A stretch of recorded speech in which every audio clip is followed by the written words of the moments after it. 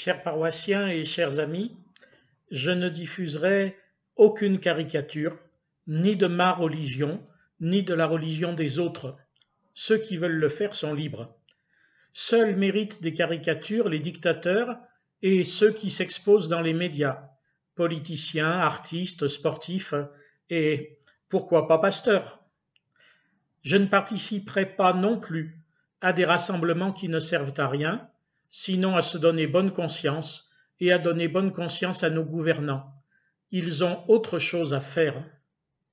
Une fois encore, comme la semaine dernière, c'est le chapitre 13 de l'Épître aux Romains qui s'impose à moi.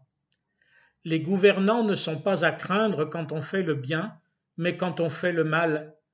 Veux-tu ne pas craindre l'autorité? Fais le bien, et tu auras son approbation, car elle est au service de Dieu pour ton bien.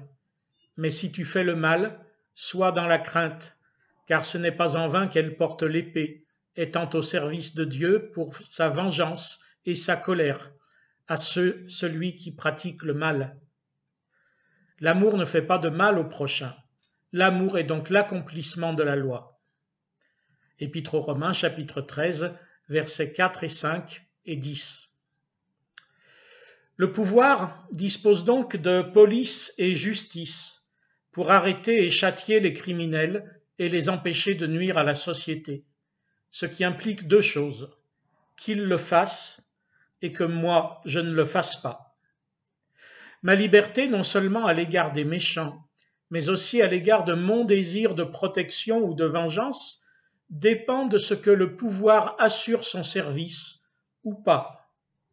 Les dirigeants ne sont pas là pour profiter, ni pour ne pas savoir quoi faire. Ils ne sont pas là pour nous dire comment vivre. Leur mission est de protéger, notamment notre pays, nos soignants, nos policiers, nos enseignants, nos familles et nous-mêmes. Ne payons-nous pas des impôts pour ça? Notre mission à nous, chrétiens, est de prier pour eux et de soutenir leur service.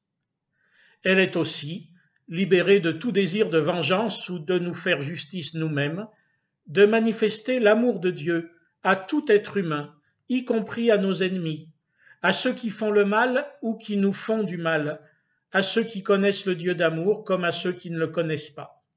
Sinon, nous faisons leur jeu. Nous ne sommes rien de plus ou de moins qu'eux, ils nous façonnent à leur image. Relisons le chapitre 12, versets 17 à 21 de la même épître.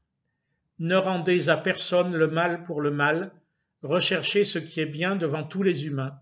S'il est possible, autant que cela dépend de vous, soyez en paix avec tous les humains. Ne vous vengez pas vous-même, bien-aimés, mais laissez agir la colère, car il est écrit « À moi la vengeance, c'est moi qui rétribuerai, dit le Seigneur. » Mais si ton ennemi a faim, donne-lui à manger, s'il a soif, donne-lui à boire, car en agissant ainsi, ce sont des charbons ardents que tu amasseras sur sa tête. Ne sois pas vaincu par le mal, mais vainqueur du mal par le bien. Il ne faut donc pas mélanger la mission que l'État doit assurer par tous moyens légaux, y compris l'emprisonnement et l'expulsion, et la mission des chrétiens qui est de témoigner de l'amour de Dieu en Jésus-Christ. Tout mélange des deux missions est pervers et porte des fruits pourris. C'est alors que les méchants prospèrent et que les chrétiens ne servent plus à rien. Soyons donc courageux, les uns et les autres, gouvernants et chrétiens, mais chacun pour ce qui nous concerne, et Dieu sera bien servi. Bonne semaine, fraternellement.